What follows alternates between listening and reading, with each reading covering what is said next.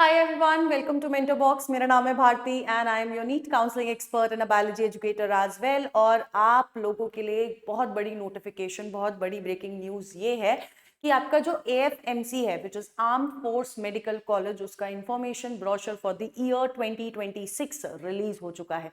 तो यार जब मैं AFMC एज अ कॉलेज की बात करती हूँ, it is one of the most prestigious college. ये एक ऐसा कॉलेज है जिसमें आप मान के चलिए कि अगर आप इस कॉलेज से अपनी MBBS करते हैं तो आपको एक तो बहुत मिनिमल फीस से भी ज्यादा आपको इसमें रिटर्न मिल जाता है, बहुत सारे स्पेशल अलाउंसेस मिलते हैं, और साथ ही साथ आप जब अपना MBBS करके खत्म करते हैं उसके बाद आपको एक बहुत अच्छी प्रेस्टिजियस पोस्ट मिलती है विच इज लेफ्टिनेंट। और जो बाय द ईयर आप आगे आगे आगे करके वो भी हाई पोस्ट पे होती जाती है। तो ऑफिसर रैंक आपको इस कॉलेज से, अगर आप अपना MBBS करते हैं, आपको डायरेक्टली मिलती है इन इंडियन आर्मी।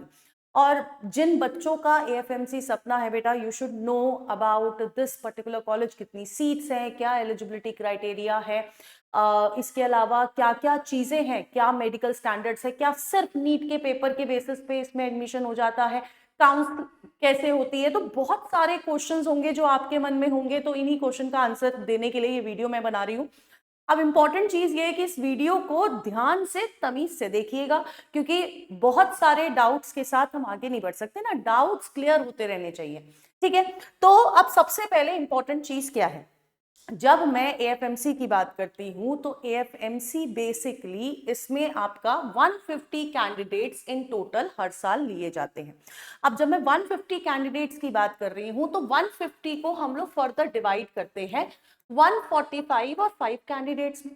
अब ये जो 5 कैंडिडेट है, चलो 145 कैंडिडेट्स की तो हम आगे बात करेंगे, लेकिन ये जो 5 कैंडिडेट है, ये 5 कैंडिडेट फॉरेन कंट्रीज के कैंडिडेट होते हैं, उन फॉरेन कंट्रीज से जिनके साथ हमारे रिलेशंस अच्छे हैं। तो ये आपके फ्रेंडली फॉरेन कंट्रीज के कैंडिडेट्स होते हैं और ये नीट के एग्जाम के थ्रू ही सिलेक्ट किए जाते हैं। ठीक है, और बाकी के ये जो 45 कैंडिडेट हैं, इन 45 कैंडिडेट्स में से बेटा जी आपका 1115 है ना, 115 115 सीट्स जो होती हैं बेटा जी वो लड़कों के लिए होती है, और बाकी की जो 30 सीट्स होती हैं वो होती है गर्ल्स के लिए। ठीक है, वो किसके लिए होती है, लड़कियों के लिए सीट्स होती है। अब इंपॉर्टेंट क्या है, इंपॉर्टेंट ये है कि जब हम AFMC की बात करते हैं तो AFMC की इसमें आपका जो काउंसलिंग होती है ना, तो मैं आपको बताती हूँ, देखो जब मैं AFMC की बात करती हूँ तो जो काउंसलिंग होती है वो बेसिकली MCC में रजिस्टर किया जाता है। तो आपकी एक इंडिया वाली जो मेन काउंसलिंग होती है, जो आपका MCC कंडक्ट कराता है, अगर आप AFMC के लिए अप्लाई करना चाहते हैं तो आपको MCC पे रजिस्टर करना होता है।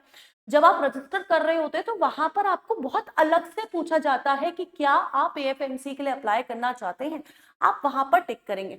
अब जैसे ही आप रजिस्टर कर दिया उसके बाद आपकी आगे की सारी काउंसलिंग AFMC खुद कराता है, MCC की काउंसलिंग से कोई लेना देना नहीं होता, आपको बस रजिस्टर्ड MCC की काउंसलिंग पे करना है। ठीक है, जब आएगा नोटिफिकेशन तो मैं बता दूंगी, बस इस चैनल को सब्सक्राइब करके रख लो। अब इंपॉर्टेंट चीज क्या है, जब मैं AFMC की बात करती हूँ तो ये जो कॉलेज है 1948 में एस्टैब्लिश हुआ था for the post grade courses, लेकिन उसके बाद इसमें अंडर ग्रेड कोर्सेज आपका MBBS को डाला गया ऑन 4 अगस्त 1962। अब इंपॉर्टेंट क्या है कि देखो, जो हमारा MBBS कोर्स होता है उसकी जो भी मतलब एक एलिजिबिलिटी होती है ना कि यार ये पर्टिकुलर कॉलेज किसी पर्टिकुलर चीज के बेसिस पे इसने NMC ने इसको अप्रूव कर रखा है, तो वो क्या है, यहाँ पर वो सारी चीजें फॉलो करी जाती है। 4.5 साल का आपका कोर्स होता है और आपका 12 महीने की ट्रेनिंग होती है, जो कि आपकी इंटर्नशिप हर एक MBBS कॉलेज में आपको करनी ही पड़ती है।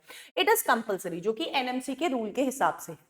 अब अगर आपको AFMC में जाना है तो आपको एग्जाम कौन सा देना है, नीट का ही एग्जाम देना है, और आपकी क्वालिफाइंग एग्जामिनेशन में, यानी कि आपकी जो क्लास 12th होनी चाहिए बेटा जी, उसमें आपको English, physics, chemistry, biology as a subject जरूर होने चाहिए।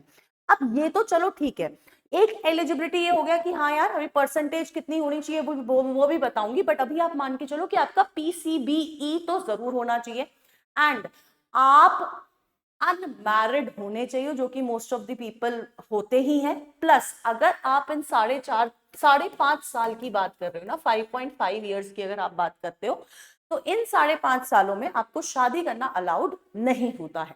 ठीक है, तो आपका ये हो गया। और सबसे इंपॉर्टेंट चीज क्या है कि आपकी एज 17 साल से कम नहीं होनी चाहिए और 24 साल से ज्यादा नहीं होनी चाहिए, क्योंकि अगर आपकी एज 24 साल से ज्यादा हो जाती है तो आप इनएलिजिबल हो जाते हो फॉर AFMC, है ना। ऐसे बहुत कम कॉलेजेस हैं जिन्होंने अपर एज लिमिट भी लगा रखी है, जिनमें से आपका AFMC भी है।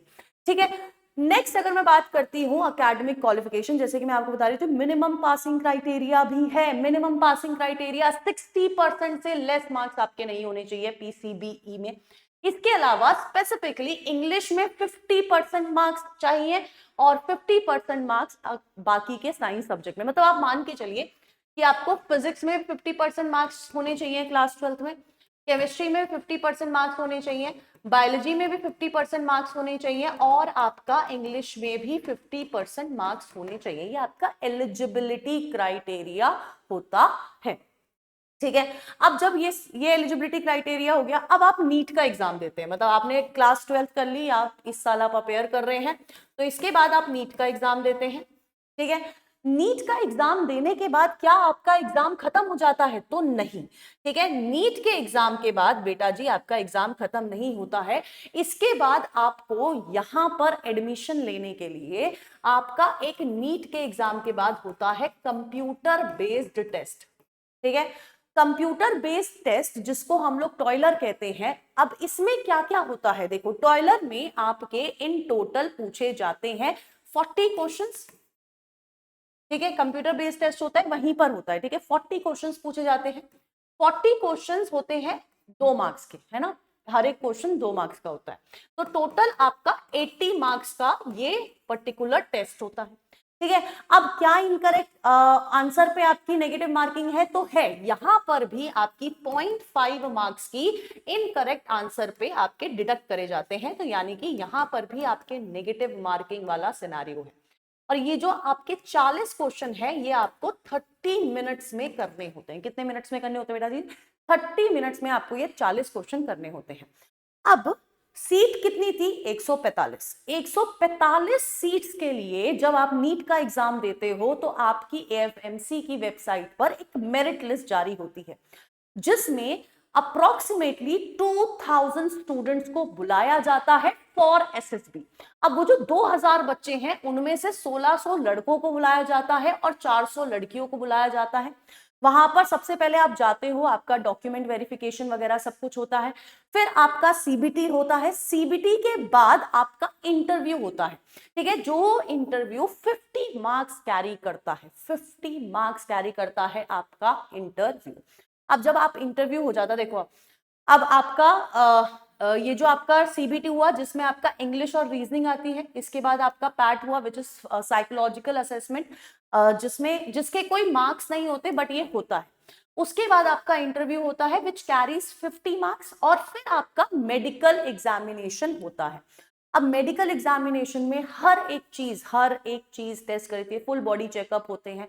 ठीक है, आपका height, weight, body mass index सब कुछ चेक होता है, तो उसकी भी डिटेल में आपको पूरी यहां पर बताऊंगी। ठीक है, अब सबसे इंपॉर्टेंट क्या है? सबसे इंपॉर्टेंट ये है कि आप जब MBBS में एडमिशन लेते हैं तो आपको बॉन्ड साइन करना पड़ता है। हर एक मैंने एक ऑलरेडी बॉन्ड वाली डिटेल्स वाली वीडियो यहाँ पर इस चैनल पे डाल रखी है, अगर आपने नहीं देखी है तो आपको स्टेट वाइज बॉन्ड डिटेल्स आपको उस वीडियो में मिल जाएंगे, आप इस चैनल पर जरूर देखिएगा।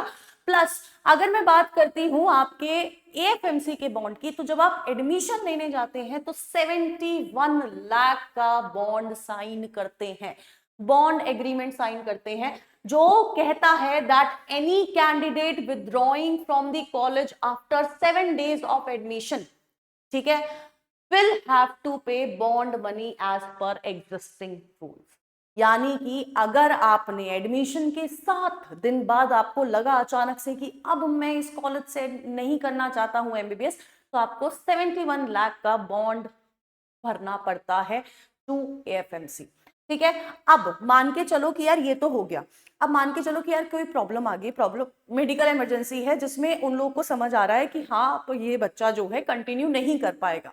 उस केस में आपको 71 लाख रुपीस नहीं भरने पड़ते हैं, लेकिन आपको जो अभी आपको जो ट्रेन किया गया है, जितने हफ्तों तक आपने ट्रेनिंग ली है, उतने हफ्तों का आपको ट्रेनिंग अमाउंट एएफएमसी को भरना पड़ता है। और इस समय करंटली पर वीक ट्रेनिंग अमाउंट इज 28,166। यानी कि अगर मान के चलो आपको 4 हफ्ते बाद, है ना, 4 वीक्स बाद आपको क्या हो गया, कुछ ऐसा हो गया जिसकी वजह से आप आगे कंटिन्यू नहीं कर पाते, कोई प्रॉब्लम आ गई, है ना, कोई मेडिकल इमरजेंसी हो गई, तो अब आपको कितना 4 × 28,166 रुपीज भरने पड़ेंगे टू एएफएमसी, जितने टाइम की आपने ट्रेनिंग ली है।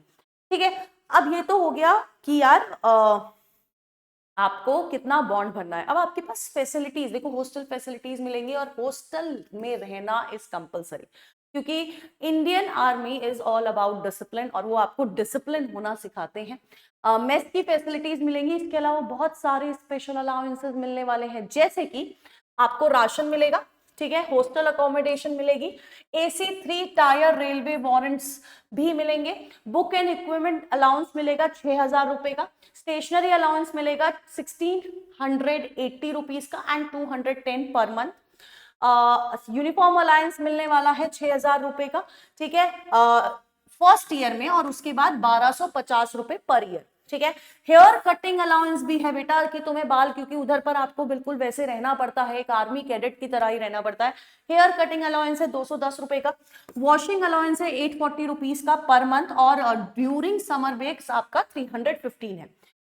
अब इसके अलावा आपको बहुत सारे और अलाउंस मिलते हैं, जैसे कि आपका AFMC cadets are provided insurance disability benefits by army group of insurance fund of ₹7,200 as a one-time non-refundable premium. Additional premium for every regulated term of 6 months is 1,355. Insurance कितनी कवर हो रही है? 15 lakh for death and ₹15 lakh for 100% disability, ये आपका होता है। और अगर 20% डिसेबिलिटी हो गई है किसी कारण, तो 3 लाख की आपको इंश्योरेंस कवर मिलता है। अब जब ये इंश्योरेंस कवर की मैं बात कर लेती हूं, तो उसके बाद सबसे इंपॉर्टेंट चीज क्या है? उसके बाद सबसे इंपॉर्टेंट चीज है कि बेटा जी आपकी छुट्टियां कब पड़ती हैं? तो आपकी छुट्टियां 2 वीक्स मई और जून में पड़ती है समर के टाइम पे, और 2 वीक्स आपको दिसंबर, और उसके अलावा आपको आना जाना अलाउड नहीं होता है। ठीक है, तो ये सारी चीजें हो जाती है जब मैं बात कर रही हूं आपका क्या कहते हैं एएफएमसी की। अब अगर मेडिकल स्टैंडर्ड्स की बात करते हैं तो बेटा जी इसके साथ का अटैच्ड पीडीएफ मैं आपको बता दूंगी। देखो, अब नॉर्मल हाइट की अगर मैं बात करूं 147 सेंटीमीटर है, अगर हिली एरिया की बात करूं तो 142 सेंटीमीटर है। एंड सबसे इंपॉर्टेंट चीज क्या है? इंपॉर्टेंट चीज ये है कि जब मैं एएफएमसी की बात करती हूँ, तो और आप एएफएमसी में 18 साल की उम्र में जा रहे हैं, तो आपको 2 सेंटीमीटर की आप बढ़ जाओगे, ये अलाउंस भी मिलता है। तो ये सारी चीजें हैं। बॉडी मास इंडेक्स आपका 27 होना चाहिए, और ये सारी डिटेल्ड पीडीएफ आपको इन्फॉर्मेशन ब्रोशर, इसका ऑफिशियल इन्फॉर्मेशन ब्रोशर 2026 का आया है, वो आपको हमारे टेलीग्राम चैनल पे मिल जाएगा। जिस टेलीग्राम चैनल का नाम है मेंटरबॉक्स 001, ये स्कैनर है, आप इसको स्कैन कर सकते हैं और इसको ज्वाइन कर लो। प्लस अगर आपको काउंसलिंग से रिलेटेड कोई भी हेल्प चाहिए, किसी भी चीज के रिगार्डिंग आपके दिमाग में क्वेश्चन है, हमने गूगल फॉर्म अटैच किया है, उस गूगल फॉर्म को आप जरूर से भरिएगा।